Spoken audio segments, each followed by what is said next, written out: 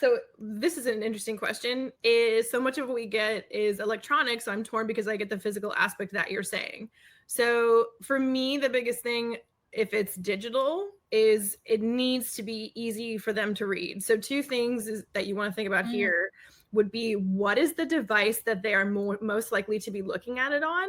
If it's something that they're going to be looking at on their phone or something that's a small screen, are they going to be looking at it in their web browser? You have to think about what is their point of access. And so depending on what that is, I do feel like that vertical for many of those things, if they can look at their phone, it's going to fit better on their phone screen. On a desktop, they probably are going to view it in whatever method that works best for them. And I feel like vertical versus horizontal for looking at documents is maybe not as, doesn't matter as much to me. But the other thing that I'll say then is thinking about what are they actually looking at, and the graphic design of that becomes also really important. Like one thing that Mo and I have talked about in materials more like on social media is people putting like way too much on one little tile.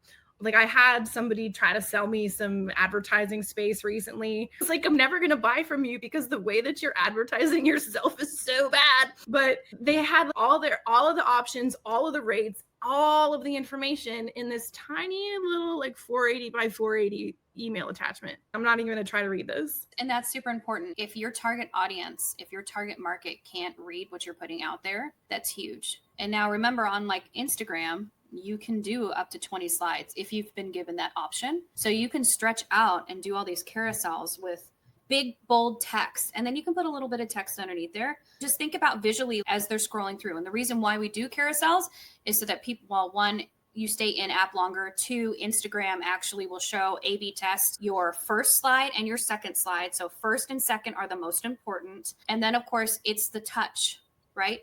They're going to be touching their screen as they scroll through. So those are the three things of why you want to do carousels on Instagram. It's also the same thing of doing carousels on LinkedIn. When I say carousel, I'm not talking about a PNG or a JPEG.